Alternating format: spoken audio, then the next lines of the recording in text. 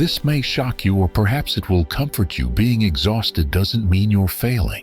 In fact, it might be the moment heaven draws nearest. In a world that never stops spinning, I invite you to pause, not just your pace, but your soul. To those chosen by God, yes, you who feel too tired to lift your head, this message is carved for your spirit. Stay until the end, because what begins as fatigue may be the divine signal of your rising. This isn't just a talk. It is the unfolding of something sacred, whispered through weariness and woven with purpose. Today, we step into a sacred inquiry. Why does the soul wear out even when the body is rested? Why does the battle feel endless? And where is God when you feel like a ghost in your own life? You may be carrying silent questions. Why can't I find peace even after I sleep? Why does my faith flicker when I need it most? You are not alone in this aching. I have lived in that stillness, sat under the weight of unanswered prayers, and asked those same questions. But take heart, there is a deeper truth waiting to be unveiled. What the world calls burnout, Scripture reveals as a divine invitation. An invitation, not just to rest, but to encounter. In this message you will not only hear from me, but from the very voice of God, speaking into your weariness. Listen now, not just with your ears, but with the longing places of your soul. I ask you now not just to watch, but to walk beside me through each moment of this message, as we uncover not merely comfort, but revelation. This is more than a series of words strung together to soothe.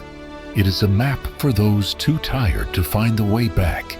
It is a lantern for those walking through the valley where their own strength has failed. Faith, as you will see, is not the absence of exhaustion, but the power that breathes through it.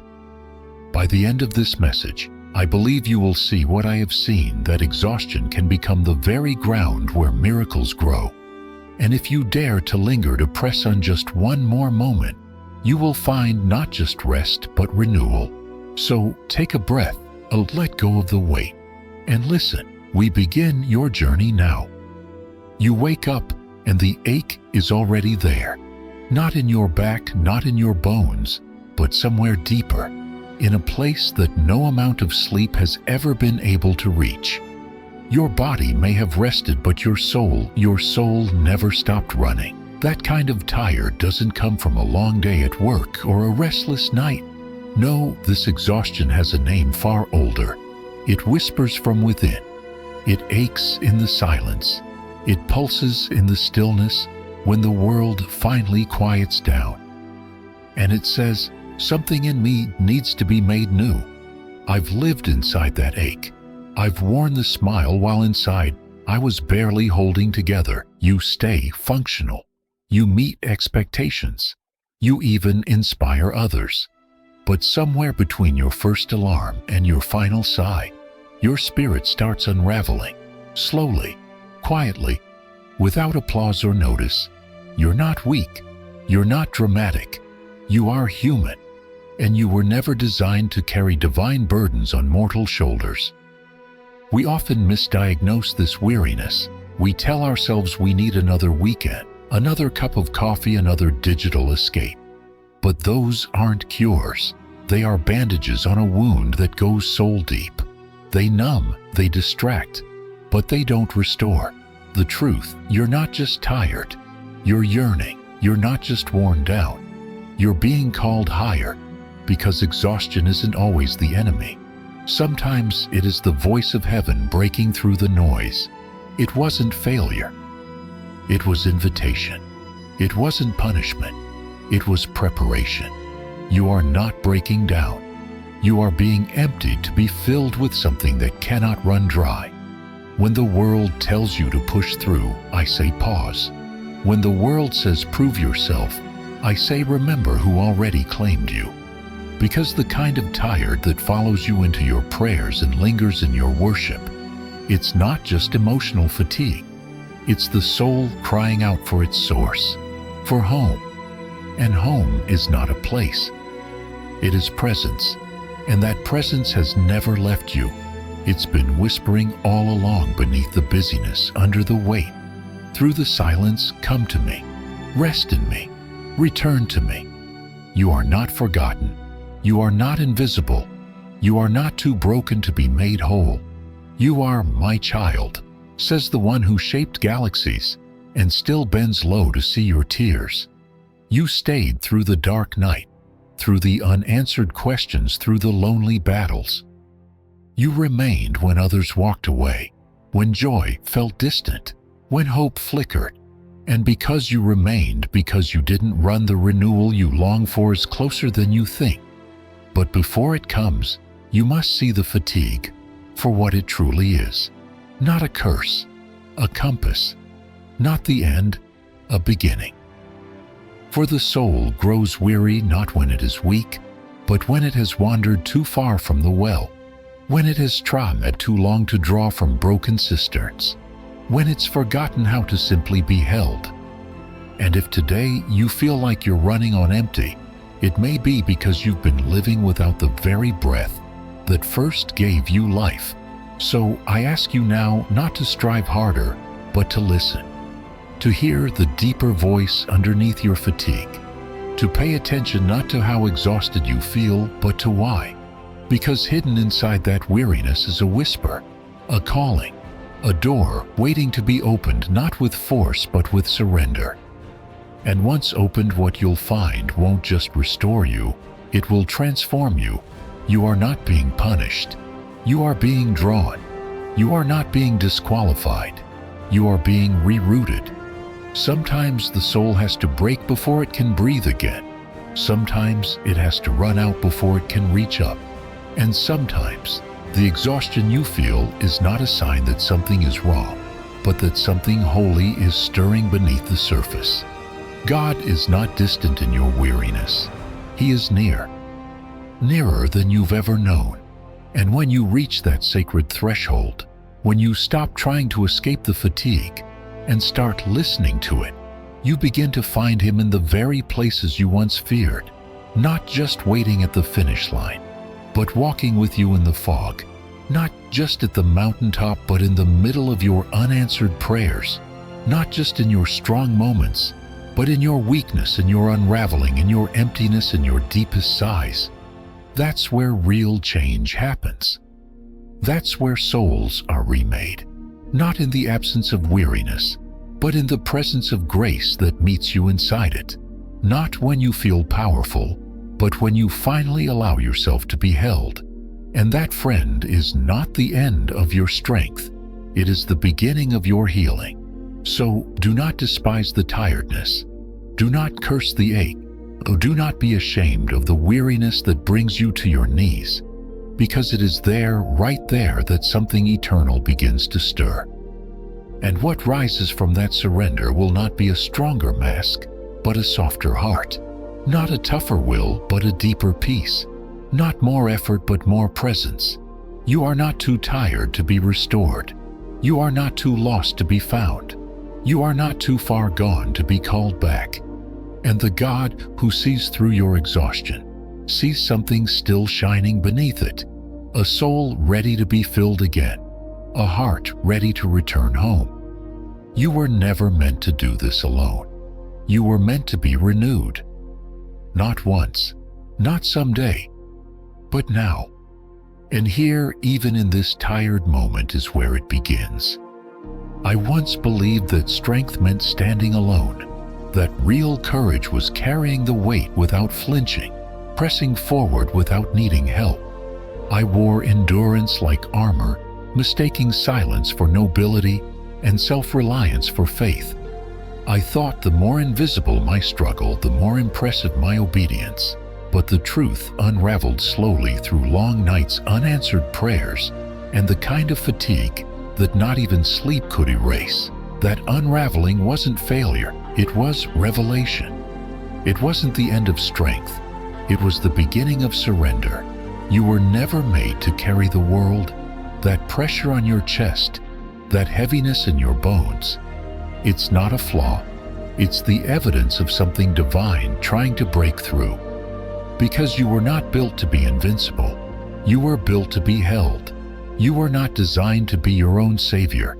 You were created to need one. The ache you feel when you've reached your limit, that's not a sign that you're not enough. It's the signal that you've wandered too far from the source that never runs dry. And that signal is mercy in disguise. We often confuse exhaustion with weakness.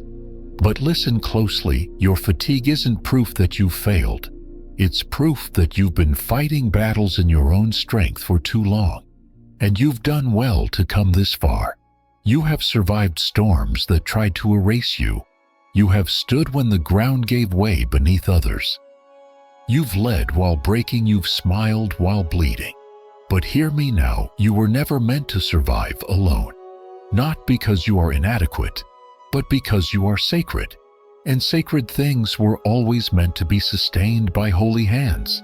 You are not forgotten. You are not too broken. You are not disqualified because you're weary. You are, my child, says the one who split seas and still stops for your sighs. You stayed in the fight. You remained through the dark. And the very moment you thought disqualified you, your weariness is the same moment heaven draws near. It wasn't collapse. It was calling. It wasn't defeat. It was divine permission to stop holding everything together and finally be held. That's where the mystery lives, somewhere between your last ounce of strength and your first word of surrender. When you stop striving, when your hands fall open, when you say, I can't do this on my own, that is when the heavens answer. Not with more burden, but with more presence. Not with pressure, but with peace. Not with expectation, but with embrace. You were never called to impress God with your ability to endure without Him. You were called to be filled, empowered, renewed. And renewal doesn't come after you've proven your resilience. It comes in the breath where you admit you're at your end. Grace doesn't wait for performance. It rushes to confession, to the whisper of the weary, the groan of the soul too tired to pray in words. This is not divine disappointment. This is holy proximity. God is not stepping back. He is stepping into the fatigue, into the confusion, into the cracking places where light is finally allowed to enter. Now, here's the turn, the holy pivot. The same hands that formed the mountains that poured breath into dust are reaching for you now, not to demand, but to carry, not to shame, but to strengthen. Because when you come to the end of yourself, you come to the beginning of grace, real grace. The kind that doesn't just forgive you, it sustains you. The kind that doesn't wait until you're strong, but meets you in your breaking, not to fix you quickly, but to walk with you slowly, tenderly, faithfully. So, no, you are not meant to be the hero of every scene. You are not the savior of your story, but you are the one He came for, the one He knows by name, the one He sees when no one else notices. And if you're feeling like you have nothing left to give, you are exactly where transformation begins. You are exactly where strength is no longer yours to manufacture, it becomes His to supply. Don't despise the moment your knees hit the ground. Don't call failure what God calls foundation, because some of heaven's greatest miracles begin not in strength, but in surrender. Some of the most sacred beginnings are disguised as endings. And you, yes, you are being prepared not to be crushed under the weight, but to rise in a strength that is not your own. You are being redefined, not by how long you stood, but by whom you leaned on. You are being restored not through perfection, but through presence. You are being rewritten not by your efforts, but by His grace. This is not the unraveling of you. This is the unveiling of Him in you. And the strength you've been searching for, it's been waiting not at the end of your performance, but at the edge of your surrender. You are not too far. You are not too weak.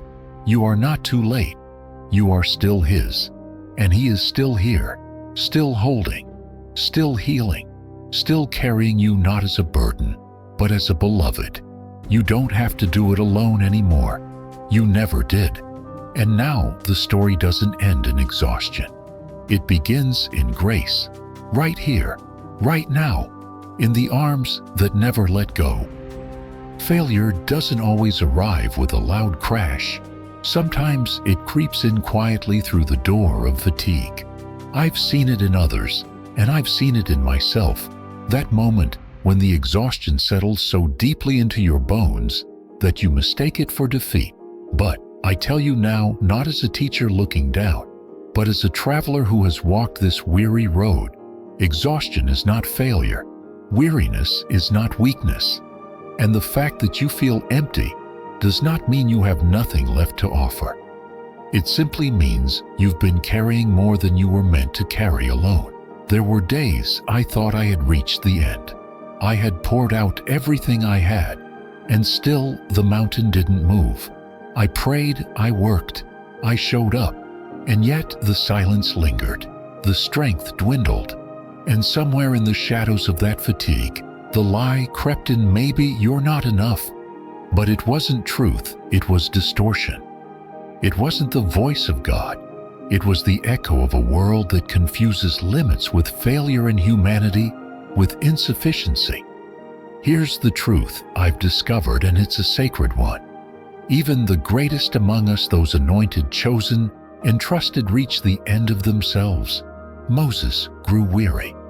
Elijah collapsed under a broom tree. Even Christ in Gethsemane felt the crushing weight of weariness so deep, it drew blood. So, who are we to think that feeling tired means we've missed the mark? You are not less than because you feel overwhelmed. You are not disqualified because your hands tremble. You are human. And more than that, you are His. You are not forgotten. You are not too broken. You are not left behind. You are my child, says the one who shaped the stars and still keeps count of your tears. You stayed when it was easier to run. You remained when the silence screamed louder than the promise. And because you did, because you kept showing up even with empty hands, He will meet you not in your perfection, but in your weariness. That, my friend, is where power begins. But what if we've misunderstood what strength really means? The world celebrates those who never slow down, never need help, never show weakness. But heaven sees it differently. Heaven doesn't measure strength by how long you stand on your own, but by how quickly you reach for the rock when your knees give way. It wasn't your endless striving that impressed God. It was your quiet surrender. It wasn't your polished prayers. It was your groans, your tears, your whispered "help me" at midnight. That was the incense that rose before the throne. Transitioning now, we must face this truth. True strength is not a constant flame. It flickers, it fades, but it also reignites. And where does it reignite? Not in the applause of others, not in the noise of success, but in the quiet places where you meet the one who never sleeps, who never wearies, who never walks away. Strength is not found in pushing past your limits. It is found in admitting you have them and inviting God into the gap. So don't be ashamed if you've been struggling to keep going. Don't wear guilt like a garment because you woke up feeling defeated. The truth is, you are not defeated. You are being refined.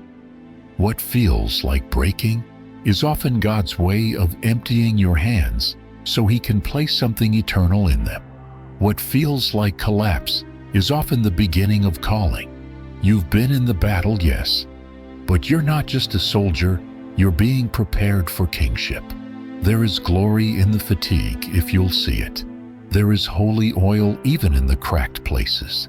You may feel like dust right now, but remember, dust is the very substance God used to breathe life into humanity. He does not despise your weakness. He dwells in it. He does not step back when you tremble. He leans in. You are not an inconvenience to heaven. You are not a project in need of fixing. You are a beloved soul in the process of becoming. So, what does it mean to feel exhausted and still be chosen? It means your weariness is not a disqualification. It's a doorway.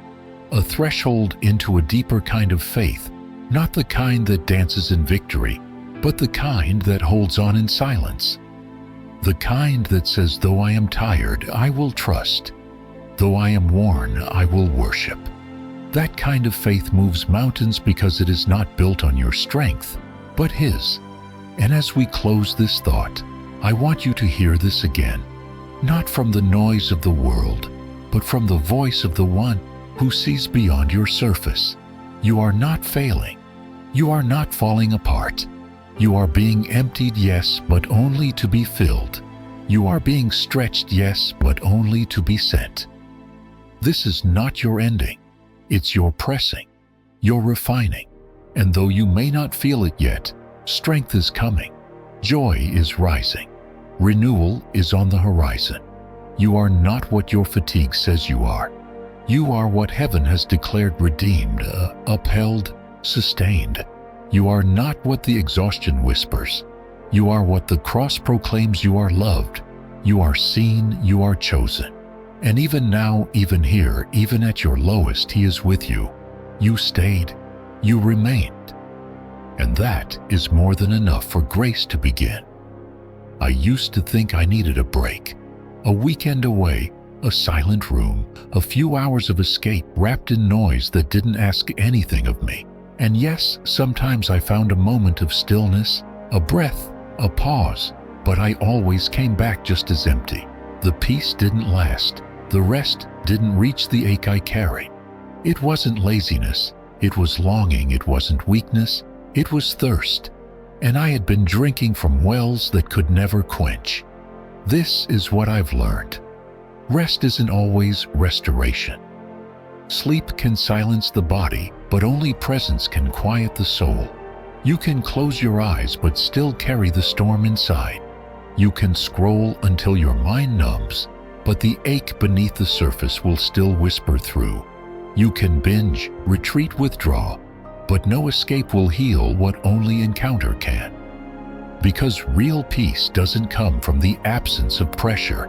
It comes from the presence of God. Many seek renewal in places that were only ever meant to distract. Screens, silence, separation. We think if we can turn the volume down long enough, the pain will stop speaking. But pain doesn't need noise to be heard. It needs truth to be healed. And truth isn't found in escape. It's found in encounter. You don't need a hiding place. You need holy ground. You don't need another empty pause. You need a sacred presence. And so the cycle continues for many. Work, collapse, escape, repeat. But nothing changes. Because the world has taught us to treat symptoms instead of seeking the source. We soothe our nerves, but neglect our spirit. We bandage wounds that require the balm of glory. We run from the noise of the world, only to sit in the silence of our own unrest. We withdraw, hoping that solitude will heal what only the Spirit can.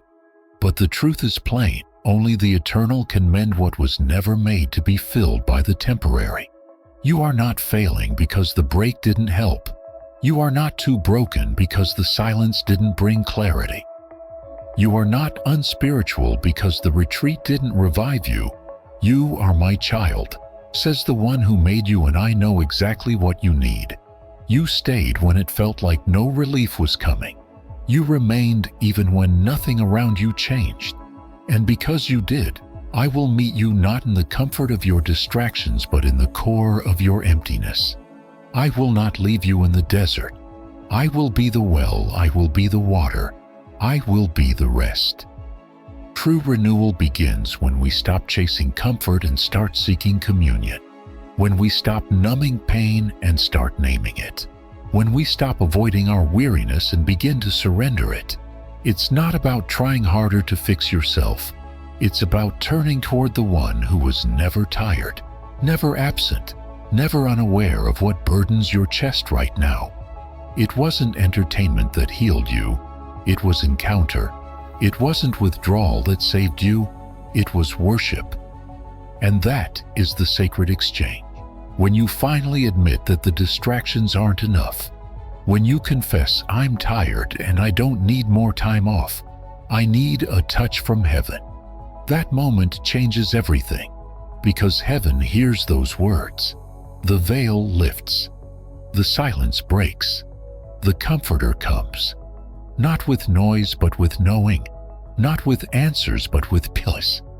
Not with performance, but with presence. And suddenly the room is the same, but you are not. You are not alone in your searching. You are not wrong for trying to feel better. You are not broken for wanting to escape. But hear me, you were made for more than relief. You were made for renewal. You were crafted not just to breathe, but to be breathed into. And that breath doesn't come from this world. It comes from the one who first called your soul alive. So stop asking shallow places to hold deep things. Stop begging silence to speak the words only your Creator can say. Stop demanding peace from places that were never called to provide it. The healing you long for, the clarity, the stillness, the strength, it won't be found in hiding. It will be found in Him. You don't need more distraction. You need divine direction. You don't need another pause. You need presence. And that presence is not far. It stands at the edge of your fatigue, knocking, not demanding, just waiting. Waiting for you to stop running long enough to listen. Waiting for you to stop escaping long enough to surrender. He doesn't barge in with demands. He whispers with gentleness. "Come to me," He says. "Come all who are weary, and I will give you rest." Not just sleep, not just space, but rest that reaches the soul. Rest that mends the invisible. Rest that breathes life into what was fading. You are not too far gone. You are not too hardened to feel again. You are not too empty to be filled. You are not too distant to be drawn back. You are seen. You are loved. You are chosen. And yes, you are about to be made new, not because you escaped the pressure, but because you allowed His presence into it. You stayed. You remained. You didn't give up. And now heaven leans close, not to scold you for being tired, but to remind you that even in your emptiness you are not alone. Even in your longing you are not without hope. Even in your silence your soul is still heard. So breathe again, and this time not to escape, but to encounter. To inhale grace, to exhale control, to draw near to the one who never runs out of what you need. The one who doesn't just offer relief but renewal. You don't need another vacation to feel alive. You need a visitation from the one who gives life, and He is already here, waiting, ready, willing. And He brings with Him exactly what your soul has been crying for all along. Not escape, but restoration. Not silence, but voice. Not distraction, but direction.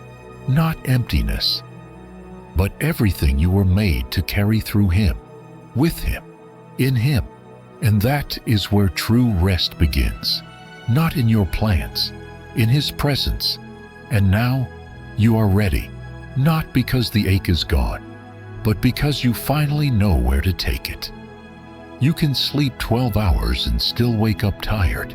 You can step away from every task, every screen, every voice, and still feel the weight pressing in.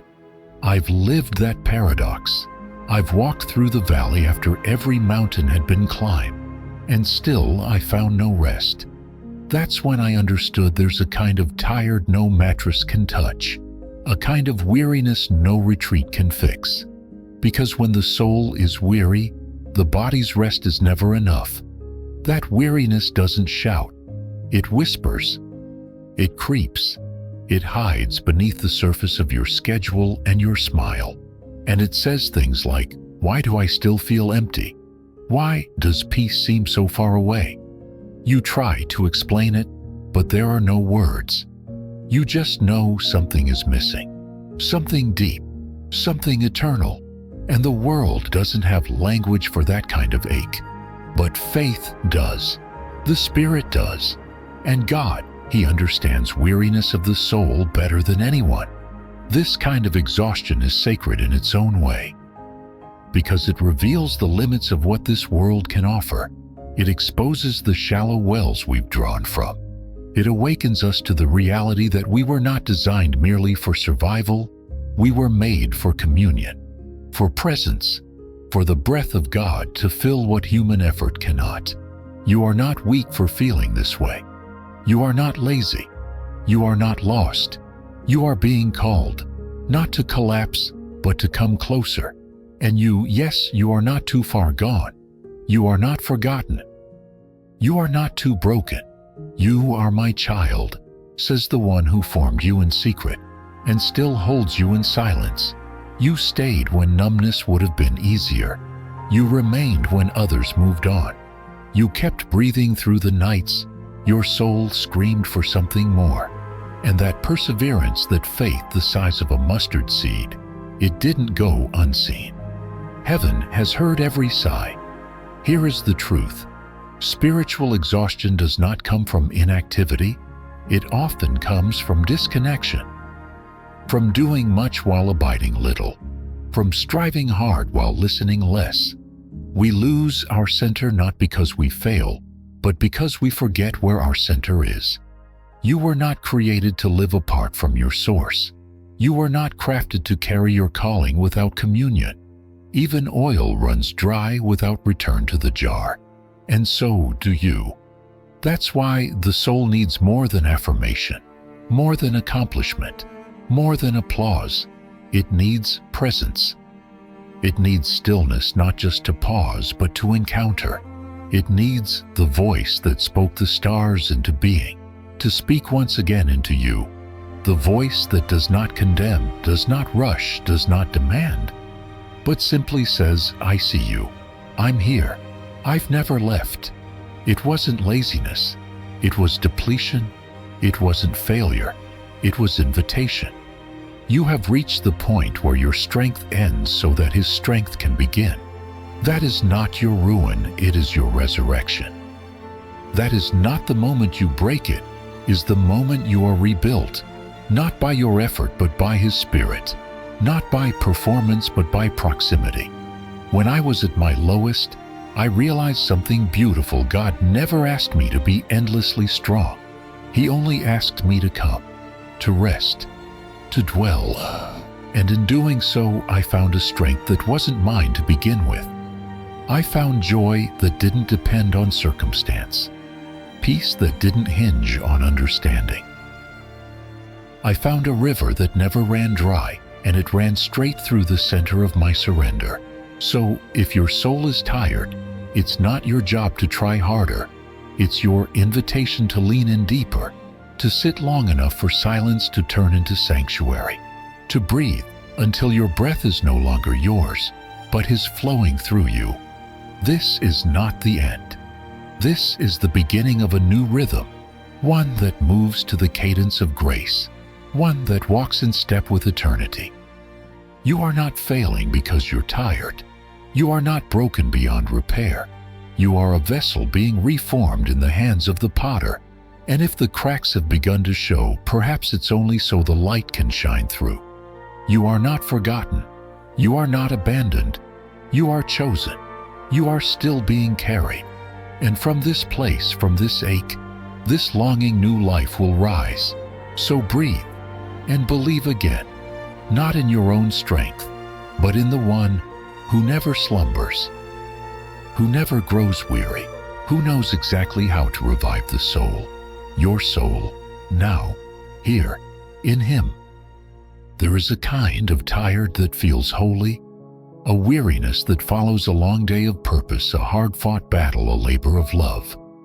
I have known that tiredness well, the ache in your muscles, after building something that matters, the fog in your mind, after giving your best to what you believe in. And even in the fatigue, there is peace. You fall asleep not in despair, but in satisfaction, because that kind of weariness has meaning. It leaves you spent, yes, but never empty. It costs you something, but it leaves you fuller somehow. It wasn't defeat, it was devotion.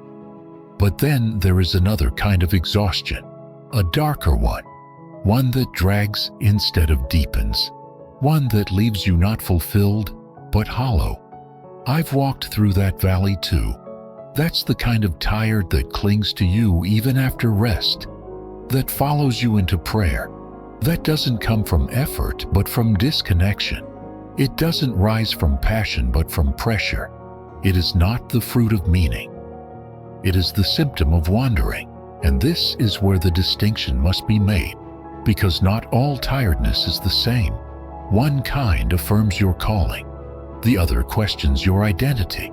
One says you gave it your all. The other whispers you are nothing at all. Healthy fatigue comes with a sense of completion. Spiritual exhaustion comes with a sense of collapse. And while both wear you down, only one carries you forward. The other leaves you lost. You are not broken because you are tired. You are not failing because you've run out of energy. But you must ask what has been fueling you. Because even a righteous cause, if pursued apart from God, can deplete the soul.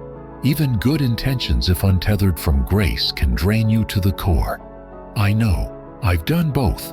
I've served from a full cup, and I've poured from an empty one. The results are worlds apart. So here is the turning point. How do you know which kind of tired you are living in? Pay attention not to your schedule, but to your soul. Are you worn out from loving, deeply creating, boldly standing faithfully? Or are you burning out from chasing approval, striving endlessly, proving your worth to a world that keeps raising the bar one wears like a crown, the other like chains? And if you feel bound, it's time to be unbound. You are not forgotten. You are not too broken. You are not beyond repair. You are my child, says the one who knit you together in silence and still watches over your stillness now. You stayed in the fight. You remained through the fog. And though you are weary, you are still here. And that is not weakness. That is sacred resilience. That is faith with scars, and heaven does not despise it. Heaven celebrates it. But don't misunderstand, there is no prize for staying exhausted. There is no medal for pretending you're fine. God is not impressed by your unbroken smile. He is moved by your honest surrender. When you say, I can't do this anymore, that is not quitting. That is confessing. That is opening the door to the strength you never had to earn, the grace you never had to manufacture, the renewal you've always needed. And so, if you find yourself waking up tired, even after the rest, dreading the day, even after the silence, know this: you may not be lazy. You may not be lost. You may simply be living disconnected from the very power that once called you alive. And it's not too late to return. Not too late to be restored. Not too late to draw near again to the source of all strength. I've learned that purpose can run on peace, not pressure. That joy can be a fuel far greater than obligation. That resting in God's presence doesn't make me weaker, it makes me whole. And maybe what your soul needs is not more effort. Maybe it's more nearness. Not more drive, but more depth. Not more doing, just more being. With Him, in Him. Because true rest isn't found in finishing everything. It's found in being filled by the one who finished it all. So distinguish the battle, discern the weariness. Because the enemy of your soul would love for you to confuse the two, to convince you that holy exhaustion and spiritual burnout are the same thing. They are not. One comes from walking with God, the other from running without Him. One is fire, the other is smoke. One refines, the other suffocates. You know the difference by what remains after the work is done. Are you more anchored, or are you adrift? And if you are adrift, you are not abandoned. If you are weary without meaning, you are not too far gone. You are still being watched over, still being pursued, still being invited into a deeper rest. You are not what your exhaustion says. You are what your Father says. And He says, "Come to me, all you who are weary and burdened, and I will give you rest." You are not just tired. You are being called. You are not just empty. You are being made ready. You are not alone. You are known. And you, child of God, are exactly where renewal begins. I've known what it is to fight with everything in me and still come up short. To push, to pray, to press on, only to find myself face down in the dust. It's in those moments when strength fails and breath shorten that the illusion crumbles. The illusion that victory can be built on the back of human effort alone. It wasn't weakness, it was awakening. It wasn't defeat, it was the beginning of true power. We are raised in a world that worships willpower. That tells us to dig deeper, try harder, push through, and there is nobility in perseverance, yes. But even the most noble soldier will collapse if he fights without supply. I learned that the hard way. I reached the end of my own strength, and instead of victory, I found emptiness. But it was there in the hollowed-out space of self that heaven began to fill me. Not with more effort, but with more presence. Not with pressure, but with peace. And here's the truth. I must tell you now, life's greatest battles are never won by flesh alone. Human resolve can take you far, but not far enough. Human effort can build towers, but it cannot raise the dead. And when your strength reaches its limit, and it will, it is not the end of the war. It is the turning point. Because you were never meant to conquer in your own power. You were meant to lean into the strength that never runs out. You are not forgotten. You are not too broken. You are not standing on your last chance. You are my child, says the one who has never lost a battle. You stayed when the fight didn't feel fair. You remained when the crowd stopped cheering. You endured when the answers never came. And because you did, because you didn't give up, there is power now rising in your surrender. Not the kind of power that demands performance, but the kind that flows through dependency. What a holy reversal it is. We think strength is in holding on tighter. But heaven teaches us that strength is in letting go. The world shouts, stand tall. God whispers, kneel here. The world applauds the unshaken. God draws near to the trembling. And when you kneel, not in resignation but in reliance, you discover a force that moves mountains not because of you, but through you. The kind of power that breaks chains, that opens seas, that speaks light into chaos, that calms the storm within. You see, the strength of man may build kingdoms, but it cannot sustain them. Only divine power can birth endurance. Only the Spirit of God can fuel the soul when everything else has run dry. And this isn't just theology, it's survival. It's oxygen for the soul. Because when the battle is too long, when the night is too silent, when your feet are blistered and your heart is tired, He is not far, He is near. He is carrying you not because you failed to walk, but because you were never meant to make it all alone. This is the paradox of faith, that when we finally fall, we finally rise. That when we have nothing left, heaven begins to pour in. It wasn't your collapse that disqualified you. It was the threshold to your anointing. You weren't abandoned in your lowest moment. You were being prepared for something greater, something only broken vessels can carry, something only the emptied hands can receive. So, if you've reached the edge, if you've run out of strength and you don't know how to keep going, hear this now, you don't have to. Not in your own strength, not by your own power. You were never called to be the Savior. You were called to walk with Him. And where your footsteps falter, His never miss. Where your grip loosens, His remains steady. Where your heart questions, His love answers with clarity. You are not alone. You are not failing. You are being fortified. You are not crumbling. You are being chiseled. You are not unworthy of victory. You are being rewired to understand what true victory even means. It is not winning on the world's terms. It is rising in God's timing. It is not overcoming to impress others. It is overcoming to reveal Him. That is why the ancient promise still holds, not by might, nor by power, but by my Spirit, says the Lord. When your might ends, His mercy begins. When your power fails, His presence floods in. And there, in the place where you once broke, there you will be rebuilt, not the same, not weaker, but stronger in a way the world will never understand. Because the world counts strength by outcomes. God measures it by obedience. The world looks for results. God looks for surrender. The world praises the crowned. God anoints the crushed. And in that tension, in the place between the broken ground and the lifted eyes, you will find what cannot be manufactured: divine resilience. So, if today you are tired, stretched thin, and feel like the war has outlasted your will, know this: you are closer to heaven's power than you've ever been. Not because of how hard you fought, but because of how deeply you now need Him.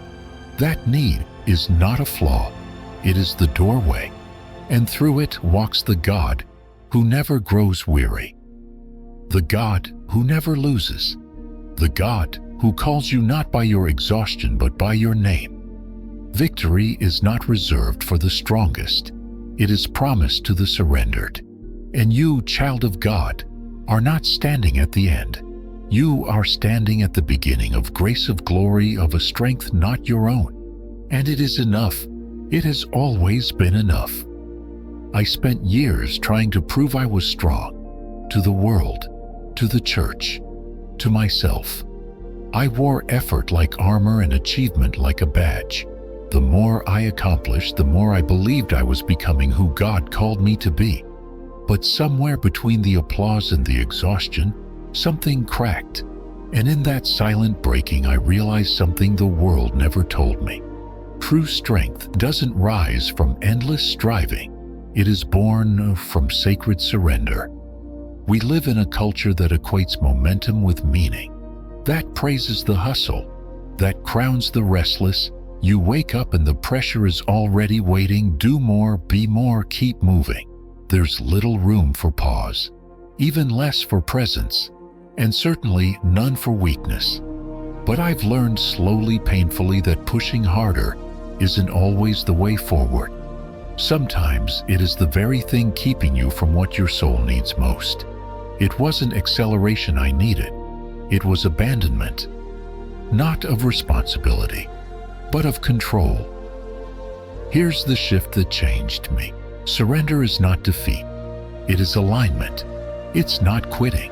It's yielding. It's laying down the sword you were never meant to carry and taking up the peace you were always promised. The world tells you to fight harder. Heaven invites you to fall into grace. And it is in that falling, not the rising, that true strength is found. You are not forgotten. You are not too broken. You are not behind. You are my child, says the one who formed the stars and still calls you by name. You stayed when the path disappeared. You remained when the answers didn't come. And even in your trembling, you trusted. You may have felt like you were collapsing, but you were actually being carried. And that is where the holy paradox lives. In surrender, you do not lose. You receive. You do not shrink. You expand. You don't fall apart. You fall into place. The strength that once came from clenched fists now flows through open hands. The kind of strength that does not burn out, does not break under pressure, because it is not yours alone. It flows from the one who never tires. But this kind of surrender doesn't begin in a moment of triumph. It begins when everything else fails, when the effort doesn't work, when the schedule no longer sustains, when the performance no longer satisfies. And in that sacred low place, surrender rises not as shame, but as invitation.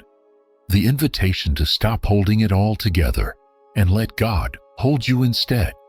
That is not weakness. That is wisdom. It is not the end. It is the entrance. Because some things are only revealed when you stop trying to earn them. Love, grace, worth, strength. These cannot be grasped. they can only be received, and the arms that receive them must first be emptied. So, if your hands are trembling, let them open. If your heart is tired, let it rest. If your soul is weary, lay it down. Not because you are giving up, but because you are giving over. Giving over what you cannot carry, what you were never designed to fix. And when you do, you will find that the arms that catch you are stronger than the storms that chased you. That is the miracle of surrender. Not that you stop fighting, but that you start trusting. Not that you are powerless, but that your power is finally rooted in something eternal. You are not what the world says you are. You are what the cross declares chosen beloved held. And even now, even here, that invitation still stands. You don't have to carry it all. You don't have to be everything. You don't have to keep proving your strength. Just surrender. And there, in the silence that follows the sigh, in the stillness beyond the striving, you will feel it. Not a roar, but a whisper. Not a rush, but a presence. A strength not forged in effort, but in grace. Not built on effort, but born in trust. That is where you are headed. That is what waits beyond surrender, and it is more than enough. It has always been. I once believed that surrender was a soft word, an admission of failure, a quiet resignation. I thought it belonged to the defeated, the ones who had run out of options. I carried that belief like a burden, pushing forward, enduring silently, pretending strength was the same as stubbornness. But when I reached the end of my own ability, when the ground gave way beneath my feet, I learned a deeper truth. Surrender is not the end of strength. It is where true strength begins. There is nothing weak about recognizing your limits. There is nothing fragile about saying, I can't do this alone. It wasn't giving up. It was waking up. Waking up to the reality that I was never meant to carry everything. That the weight was not proof of my responsibility. It was proof of my humanity. And in that moment of release, when my grip loosened and my knees found the floor, I discovered a kind of power I had never known before. You are not failing because you feel overwhelmed. You are not unworthy because your hands are trembling. You are not less spiritual because you've come to the edge of yourself. You are my child, says the one who placed breath in your lungs and eternity in your chest. You stayed when silence stretched too long. You remained when the answers didn't arrive. And that staying, that remaining, is not weakness. It is sacred faithfulness. It is the kind of obedience the world never applauds, but heaven never forgets. And so the paradox of surrender begins to unfold. In laying down what we thought we had to be, we step into who we were truly made to become. In letting go of our illusion of control, we fall into the embrace of the one who never loses grip. It wasn't the moment of collapse that marked our failure. It was the beginning of alignment. We weren't retreating, we were returning. Returning to the source, returning to the well that never runs dry, to the strength that doesn't fade, to the presence that does not abandon. What I've learned is that surrender doesn't strip you of power, it redefines it. It doesn't make you smaller. It allows you to take your rightful place in a story far greater than your own. The world will shout, hold your ground, but heaven will whisper, lay it down. And in the laying down, something holy begins to rise. Not your pride, not your performance, but your purpose, now fueled not by pressure, but by peace. This is the secret the strong often forget. You were never designed to be everything for everyone. You were never meant to be the endless source. You were meant to draw from one, to lean not just in crisis but in rhythm, to walk not in exhaustion but in intimacy. And when you recognize that you don't lose authority, you gain endurance. You don't lose control, you gain clarity. You don't lose the fight. You finally see what you were fighting for. You are not too broken. You are not too far. You are not beyond the reach of grace. You are seen. You are held. You are loved, not because of how well you perform, but because of whose you are. You are my child, the one I lift when your knees buckle, the one I carry when your courage slips, the one I anoint not in moments of triumph, but in moments of honest surrender. So now if you feel the weight pressing down, if the edge feels near, hear this. You are not being called to fight harder. You are being called to fall deeper, deeper into trust, deeper into communion, deeper into the rest only found in the everlasting arms. It isn't a retreat, it is a release. And in that release your real strength will rise, one that the world cannot measure but eternity will never forget. That is the power of surrender. And that is where you begin again, not in striving, but in stillness, not in holding on, but in being held, not in proving your worth, but in receiving His. I have stood at the edge of giving up, not just in thought, but in silence, the kind of silence that wraps around your soul like fog, the kind that doesn't shout but whispers subtly, "It's over." When you've prayed every prayer, fought every fight, and the mountain hasn't moved. When you've tried to be strong for everyone around you, but now you can barely stand for yourself. When your strength has long since left the room, and all that remains is breath barely. I know that place. It is sacred, though it doesn't feel like it. It's not the sanctuary we imagined. It's the battlefield where weariness and hope collide. And yet, strangely, it's also where some of the greatest victories are born. Because here's what the soul learns in exhaustion: the breakthrough doesn't always come when you feel strong. Sometimes, it comes the moment after you thought you couldn't go on. It wasn't the triumph that made you whole. It was the pressing through. It wasn't the reward that made you ready. It was the refining. The battle doesn't end when you collapse. It ends when you refuse to quit, even when quitting would make more sense. True strength isn't always loud. Sometimes it looks like staying when every cell in your body screams to run.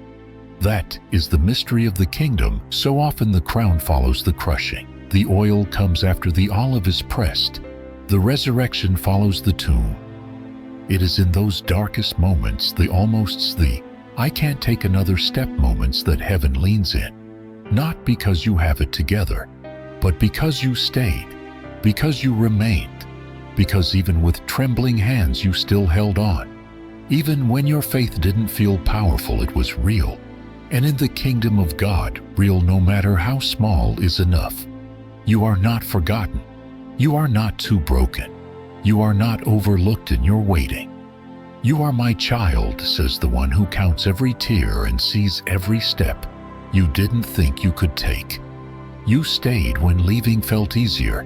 You remained when giving up would have cost less.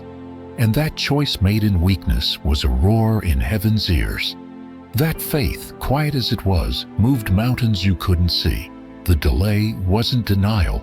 It was divine preparation. What felt like a pause was actually a deep work beneath the surface. And the truth is this: most people give up too soon. Not because they lack heart, but because they misread the silence. They think God has stepped back when in fact He is stepping in. But He steps quietly sometimes. Deep work often happens beneath the surface. Roots grow in darkness. Strength is built in stillness. Transformation is never noisy. It's slow, subtle, and sacred. And the miracle you've been waiting for may not be behind you. It may be one breath, one step, one surrender away. So now the tension builds, the point between collapse and calling.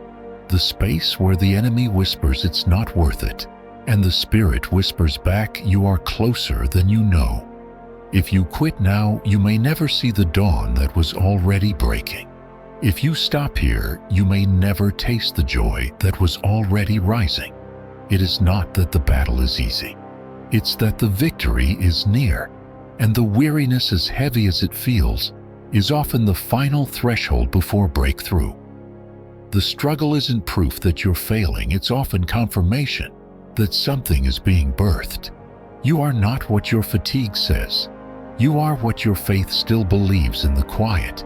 You are not defined by the fight. You are defined by the one who fights for you. He never asked you to be the strongest. He asked you to trust. He never demanded perfection, he invited you to remain. And when you remain in him, he sustains, not in flashes of power, but in steady rivers of grace. Not in applause, but in the whisper, "Well done." So, if you feel like you've been running with no finish line in sight, know this: victory doesn't always wear a crown. Sometimes it wears scars. Sometimes it limps across the line. Sometimes it crawls with one hand still lifted in praise. But it gets there, not because of the pace, but because of the perseverance. Not because of perfection, but because of presence. God was there in every step, in every breath, in every battle you thought you'd lost. And just because the victory didn't come on your schedule doesn't mean it isn't coming. Sometimes the delay is the very thing that builds the strength you'll need to carry the blessing. It wasn't the end, it was the setup. It wasn't abandonment, it was alignment.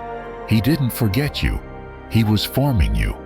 And the strength that grew in that quiet pain is the strength that will carry you into your next season. The seed planted in your struggle will bear fruit in your purpose. The night that felt like death was the soil of new life. You didn't waste those tears. Heaven catches everyone. You didn't waste that season. It was sacred preparation. You didn't miss your moment. It's arriving in ways deeper than you dreamed. So rise again, not because you feel ready, but because he is still with you. Rise not with human strength, but with divine assurance. Rise not for victory as the world sees it, but for the glory that follows those who don't quit. You are not too late.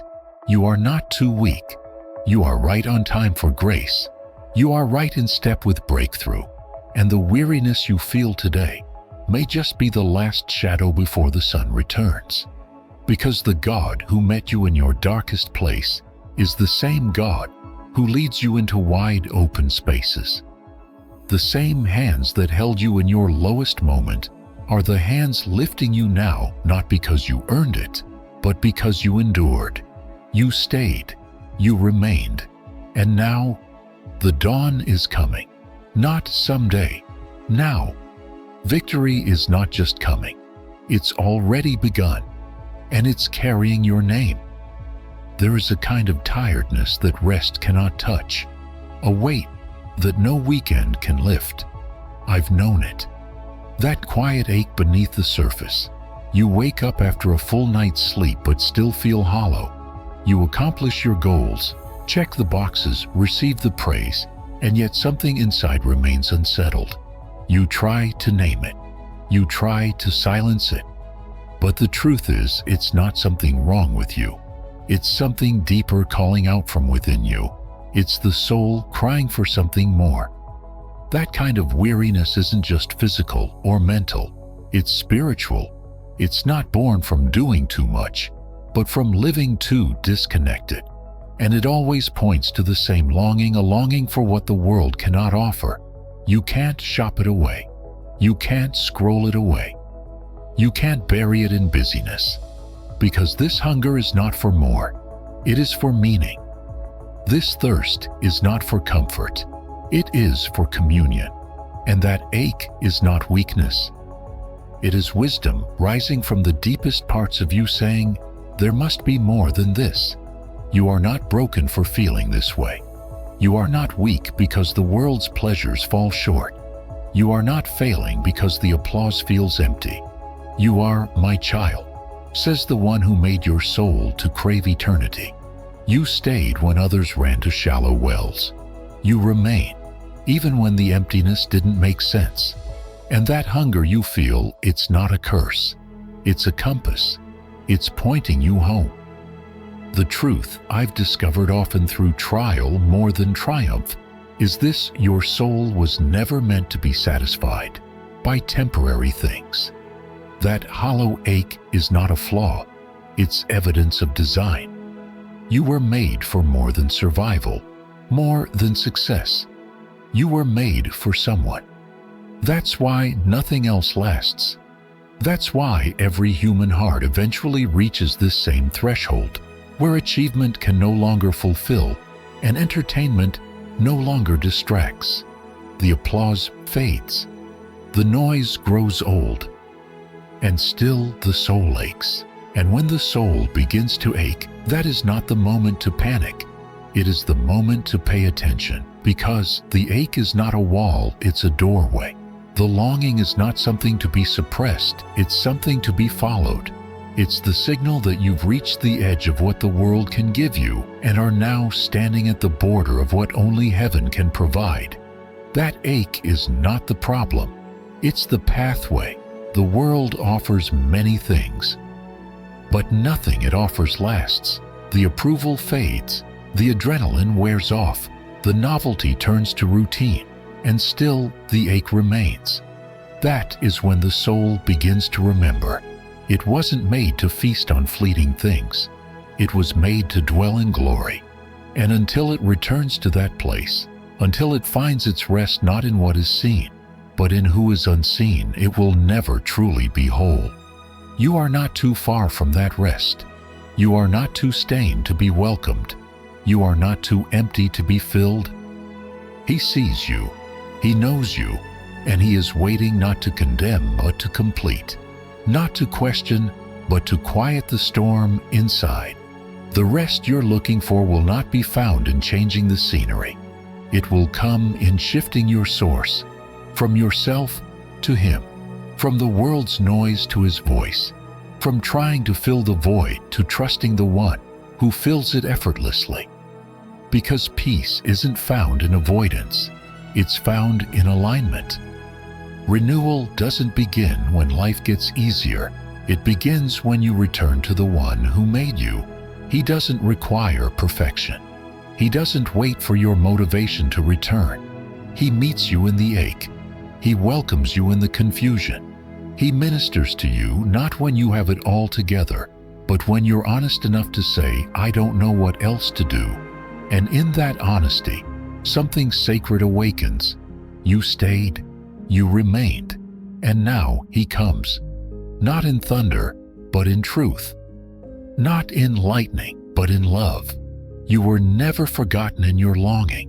You were being drawn deeper by it. And now what once felt like empty space is about to become sacred ground. You are not just tired. You are being invited. You are not just restless. You are being pursued. And the one who pursues you never runs out, never turns away, never gives up. And so, if the ache is still there, don't numb it. Listen to it. Don't dismiss it. Follow it. It is not your enemy. It is your invitation. Your soul is not too far gone. It is simply homesick for what it was made to know, for presence, for peace, for God. And once it tastes that again, once it drinks from the fountain that never runs dry, it will finally fully rest, not just for a moment, but forever. Because you were made for more than noise, more than applause, more than surviving another day. You were made to dwell, to rest, to be rooted in something eternal, to rise in the strength of someone greater. And the ache within you is the echo of that design, calling you back to where your soul was always meant to be, not striving, but abiding, not searching, but found. So don't curse the emptiness.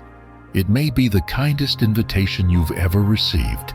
Don't despise the hunger. It may be the voice of God gently reminding you you were never meant to do this without me. And if you answer, if you return, if you lift your tired hands and surrender, you will find what no amount of distraction could ever offer. You will find Him, and in Him your soul will find rest, not temporary, not shallow, but lasting, deep, complete. You are not too far to return. You are not too tired to be renewed. You are not too empty to be filled again.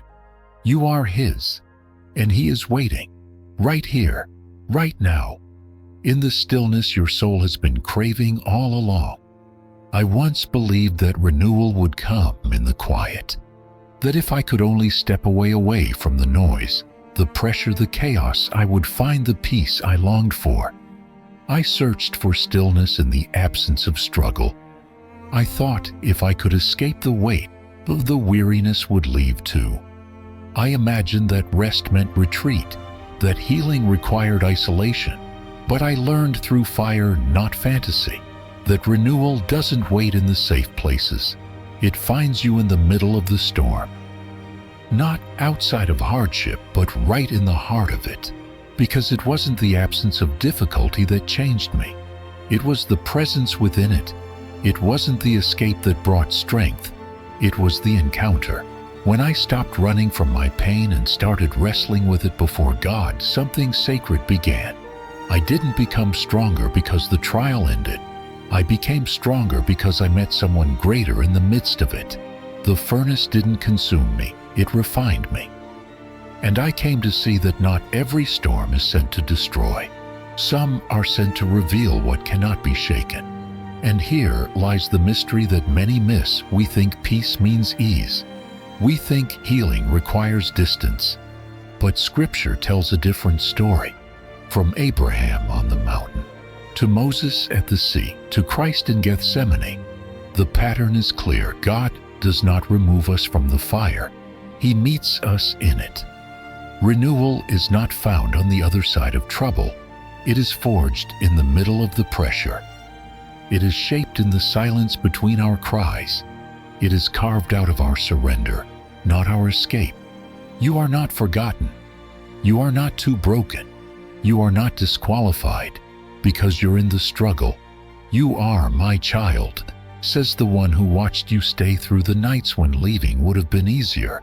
You remained even when your prayers felt unanswered. You believed even when your hands were trembling. And that faith, small, silent, stubborn, that faith is the soil where renewal takes root. That kind of faith may not be loud, but it is heard. It may not be seen by others, but it is never missed by heaven.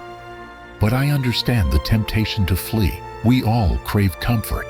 We long for wide, quiet spaces. We imagine healing will come when the pressure lifts. We think, if I can just get out of this season, then I'll be whole again.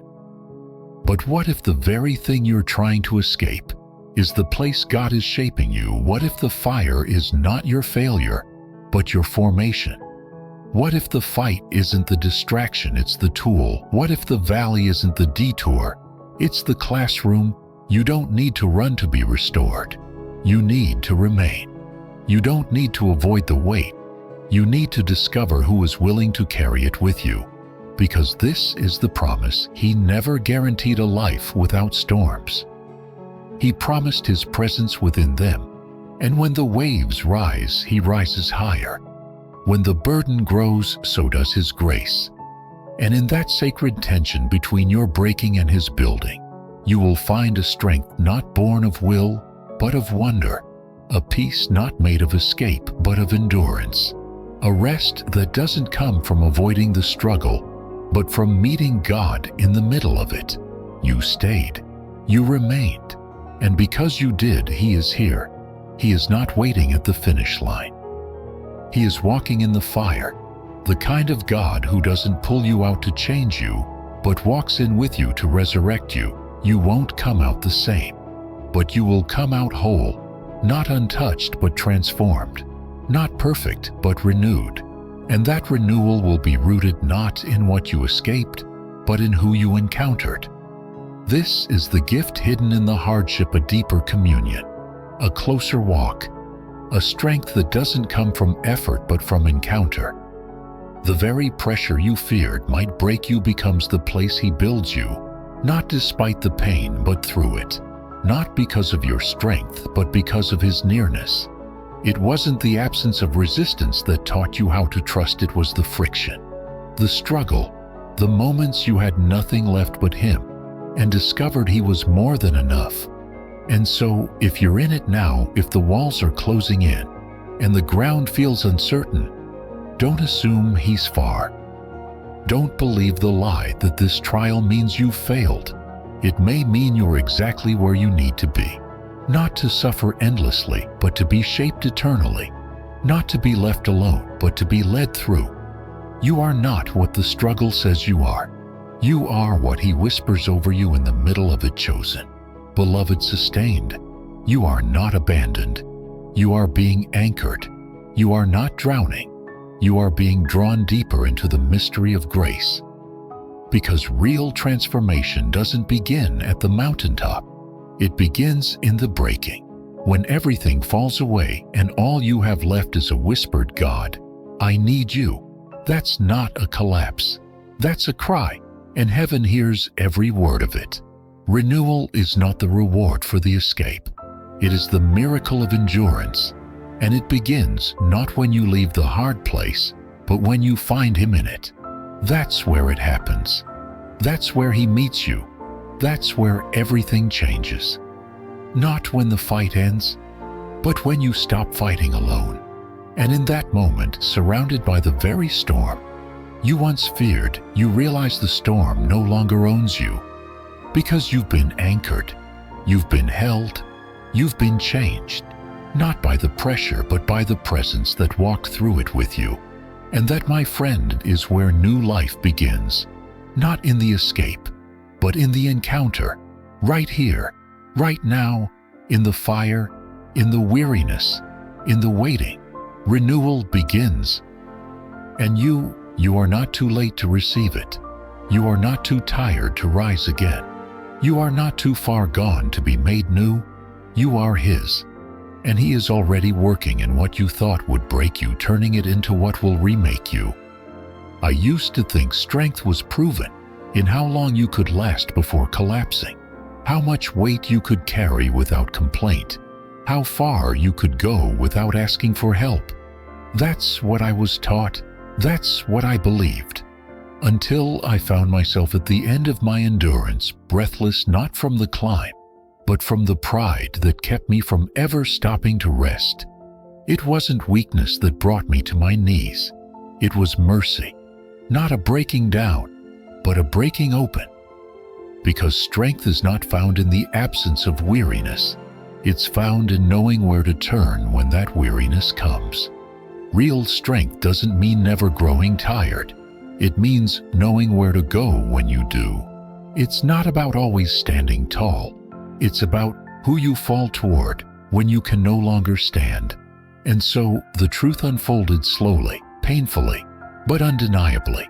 The ones who endure are not the ones with the strongest muscles or the thickest skin. They are the ones who know their source. They are the ones who recognize when their own power isn't enough and turn their eyes to the hills from whence their help comes. Not because they are weak, but because they are wise. Not because they failed, but because they were never meant to fight alone. You are not forgotten. You are not too broken. You are not less for reaching the end of your strength. You are my child, says the one who shaped the mountains and still stoops low to lift your chin. You stayed when walking away would have been easier. You remained when everything in you said, "Give up." And now, because you've come to the end of yourself, you're ready to begin with me. This is the pivot point in every soul's journey. The moment we finally acknowledge that self-reliance has limits, but grace does not. That we are not infinite, but our God is. And in that realization comes something deeper than resolve rest. Not the kind that sleep gives, but the kind that surrender brings. Not escape, but exchange. Our weakness for his strength, our weariness for his power, our striving for his sufficiency. And this is what separates the ones who fall and stay down from the ones who rise again. Not more energy, not more hustle, but more humility. A posture of dependence, a life oriented around the well that never runs dry. They don't draw from shallow cisterns. They tap into the deep places, the eternal waters. They know where to go, not when things are perfect, but especially when they're not. It wasn't your effort that carried you this far. It was grace. It wasn't your discipline alone. It was the hand that caught you when you stumbled. The whisper that reminded you you're still mine. And if you are still here, still breathing, still fighting, still hoping, it's not because you've done everything right. It's because you've returned to the right source again and again. You've sought your strength not in status, not in self, but in the spirit. That kind of strength doesn't run dry. It doesn't break beneath the burden, because it's not rooted in ego, it's rooted in eternity. And when you are anchored there, storms may shake you, but they will not sink you. Exhaustion may visit, but it will not define you, because your soul has learned what the world cannot teach, how to be still and know. You stayed. You remained, not because you were always sure, but because somewhere inside you believed he would meet you again. And he did. He always does. Not always in thunder, often in whisper, not always in rescue, sometimes in revelation that what you truly need is not less pressure, it's more presence. Not more control, it's more connection. And if you're feeling drained now, if your strength feels spent, and your soul feels thin, this is not your end. It's your invitation to return to the well, to kneel by the river that flows from his side, to drink not from the world's quick fixes, but from the living water. You don't need to have it all together. You just need to know where to go when you fall apart. You are not too empty to be filled. You are not too late to be renewed. You are not too tired to begin again. The path forward doesn't start with more effort. It starts with more surrender. And from there, from that sacred admission that you need him, it begins again. Quietly, powerfully, eternally. Because strength was never about how much you could hold. It was about who holds you when you can't hold yourself. And if you know where to turn, you will never run out of what you need most. Not because you have more, but because he is enough, and he always will be. There were days I woke up tired in places sleep couldn't touch. Not just the body, but the soul, heavy, blurred, burdened by things unseen. And I made the mistake we all make. I stared at my exhaustion like it was a wall. I replayed the struggle, recounted the failures, counted the hours I had left to survive another day. My eyes fixed on the ache. My thoughts swirled around the weight. And in doing so, I only made the mountain larger. What I focused on grew. And my strength, what little I had, grew smaller in its shadow. That's when I began to see the deeper battle. Fatigue was real, yes, but the greater fight was one of focus. Because in the midst of my weakness, I had a choice, not between fighting or quitting, but between staring at the storm or locking eyes with the one who walks on water. My strength didn't begin with more energy. It began with new focus. It wasn't the exhaustion that undid me. It was where I placed my attention. And so it is with all of us. When we fix our eyes on how hard life is, how weary we feel, how little we have left, we start to sink. Slowly, quietly, until even our prayers feel empty. But when we lift our gaze, when we choose sometimes, by sheer will of faith, to look not at the mountain, but at the Maker, something shifts. Not outside of us, within us.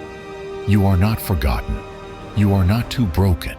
You are not invisible in your fatigue. You are my child, says the one who never grows weary. You stayed when your strength gave way. You remained when your vision blurred. And now, if you will fix your eyes, not on what drains you, but on the one who fills, you will find that your weakness is no longer your limitation. It is your invitation, because focus shapes everything. The wind may rage, the road may stretch, but what you fixate on determines your strength. It's not about pretending you aren't tired. It's about deciding who you will look to when you are. Will you look to the noise, the pressure, the pace? Or will you turn your face toward the unchanging one? Faith, I've found, doesn't always roar. Sometimes it simply redirects your gaze. Sometimes it's the decision to stop scrolling and start listening, to stop analyzing and start abiding, to sit in stillness not to escape your reality, but to remind your soul of a greater one. You don't overcome exhaustion by focusing on your limits. You overcome it by beholding your source. You stayed. You remained. And even when you couldn't feel it, He remained with you, not because you held on perfectly, but because He never let go. That's the beauty of fixing your eyes on God. He's not hiding. He's not distant. He's steady. And when your focus finds Him again, you will too. Not the version of you that's trying to survive, the one that was made to thrive in the fire, the one that rises not from effort, but from encounter. And so the choice stands before us not to deny our exhaustion, but to decide where we'll place our vision in the midst of it. Will you look inward and spiral into despair? Will you look around and be swallowed by the noise? Or will you lift your eyes higher than the fear, higher than the shame, higher than the circumstance, and lock your heart to His voice? The enemy wants your focus, not just your failure, because if he can capture your attention, he can cloud your vision. But when your eyes are set on Christ, everything else begins to fall into place, not perfectly, but purposefully. The burden may still be there, but your shoulders are no longer alone. The weariness may still linger, but it no longer defines your direction. You are not what your fatigue says you are. You are what your faith reveals. And when your eyes are fixed on Him, you walk differently. You think differently. You breathe again, not because the storm has passed, but because peace has entered in. Not because the path is clear, but because the guide is close. This is the holy discipline of focus. It's not magic. It's not instant, but it is powerful, and it is yours. Not just for the strong, but for the surrendered. Not just for the unshaken, but for the one on shaking knees, who still dares to lift their head. And in that lifting, in that gaze, you will see what was there all along: help, hope, Him. So now, even if your body is tired, even if your mind is clouded, even if your spirit feels faint, fix your focus, set your eyes, and don't let go, not of control, but of distraction. Let go of the obsession with your own limits and anchor yourself in the limitless. The strength will come, the clarity will follow, the breakthrough will rise. Because when your eyes are on the everlasting, you begin to walk not in your own strength, but in His. You are not alone. You are not abandoned in your weakness. You are being invited to see not just your struggle, but your Savior, to know not just your emptiness, but His fullness, and to walk even now, even weary, with your eyes fixed on the one who never fails. I've walked long roads with tired feet. I've stood in rooms filled with noise and still felt utterly alone. I've stared at ceilings in the quiet of midnight, wondering how something could hurt so deeply when no one could see the wound. That kind of weariness, the kind that seeps beyond muscle into marrow, that no rest seems to touch, that is the moment most believe they are reaching the end. But I have learned, not in comfort, but in fire, that this moment is not the end. It is the door. It wasn't the collapse that broke me. It was the silence afterward that revealed me. The exhaustion didn't signal defeat. It exposed all the places I had been trying to survive without being sustained. I had reached the end of myself, and it was terrifying until I realized it was also sacred, because only when everything I had built began to fall could something deeper begin to rise. You are not forgotten. You are not too broken. You are not standing on the edge of destruction. You are standing on the threshold of transformation. You stayed when it made no sense to stay. You remained when every voice told you to quit. And in that place, in that trembling, silent, breathless place, you were being reshaped, not by effort, but by grace. not by force, but by surrender. And this is the holy irony. The point where you feel most powerless is often the moment where God's power begins. Not as an earthquake, not as thunder, but as stillness, as whisper, as a hand beneath the weight you couldn't carry anymore. Because the beginning of real change is never in your performance. It's in your pause. When you stop pretending, stop pushing, and simply say, "I can't do this anymore." That sentence spoken in weariness becomes the first line of a new chapter. It wasn't failure. It was revelation. It wasn't weakness. It was awakening. It wasn't the end of the story. It was the honest beginning of one you were never meant to write alone. The mending began when the masks fell, when the strength ran out, when the noise of your own striving finally grew quiet enough for you to hear him whisper, "I'm still here." And when he speaks, things shift. Not always quickly, not always loudly, but deeply. The fatigue becomes fertile ground. The cracks let the light in. The brokenness makes room for rebuilding. But this rebuilding isn't about restoring what was lost. It's about becoming what you were always meant to be. Something born not out of ease, but out of encounter. Something formed not through comfort, but through communion. So don't despise your weariness. Don't curse the fatigue. It may be the very thing pulling you back to the source you drifted from. The ache is not punishment, it is pursuit. That emptiness is not abandonment, it's invitation.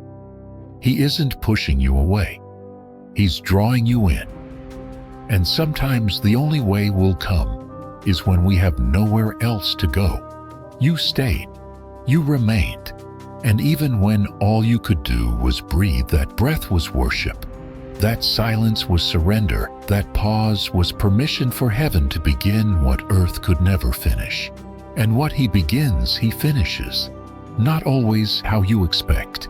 Rarely how you planned, but always in love, always in power, always with purpose. You are not what the exhaustion says you are. You are what God has always declared chosen, seen, carried, destined. And this moment, this sacred unraveling is not your unraveling. It is your reweaving. A life stitched not from the thread of your own control, but from the tapestry of His grace. This is how transformation begins, not with the blaze of glory, but with the flicker of surrender, not in your strong moments, but in the still ones, when your soul finally whispers, "I'm done running," and His presence replies, "I've been waiting." And what begins in that holy meeting is not survival, it is renewal. It is the kind of change no one may see at first, but heaven knows has begun. So, if you are tired, deeply, utterly tired, don't rush past it. Don't numb it. Listen to it. Because that ache may be the alarm sounding from your soul calling you home. Not to a place, but to a person. Not to a task, but to a table. Not to do more, but to be still and know that He is God, and that you even now are held. You are not at the end. You are at the beginning. You are not falling apart. You are falling into alignment. The fatigue is not final. It is foundational, because in your lowest place, He meets you not with rebuke, but with redemption. Not with shame, but with strength. Not with distance, but with nearness. The mending begins here. The turning begins here. And the strength you thought had left you, it is returning, but not as before, not as performance, as presence, as power that is not your own yet will never leave you. You stayed, you remained, and now you are becoming, not despite your exhaustion, but because of it. And your journey is just beginning. Whether delivering a message, breaking chains, or standing silent in the shadows, God's work is constant. He is never idle in our waiting, never distant in our weariness. He speaks through fatigue, guides through emptiness, and breathes purpose into the places we thought were forgotten. Heaven moves not by chance but by calling. And the ache within you is not a mistake, it is a signal, a summons, a sacred disruption that points the soul back to its source. What you feel today is not the end of strength. It is the beginning of divine exchange. This is where surrender meets renewal. This is where the human heart finds eternal help. So trust in that. Stand on His word. Move with confidence, knowing who goes before you. Do not delay in waiting for perfect conditions. The invitation is for now. Begin where you are. Lift your eyes. Whisper the prayer you've been holding back. Worship even if your voice trembles. Lean into the discomfort, knowing it is not punishment. It is preparation. Change your perspective, not because life has grown easier, but because you have remembered who holds it. You are not asked to carry this alone. You are asked to come. Come weary, come willing, come open. And He will meet you there, not with more pressure but with His peace. Not with condemnation but with covenant. The angels are nearer than you think. The glory is already moving. The assignment is active. You are not behind schedule. You are right on time for grace. And the rest your soul has craved isn't found in escape. It's found in the nearness of God. He doesn't just offer strength. He becomes it. He doesn't just observe your struggle. He enters it. And through Him, even fatigue becomes fertile ground for miracles. So now walk forward, not as one who is finished, but as one who is being filled. Walk by faith, not by sight, and know that you are never out of His reach.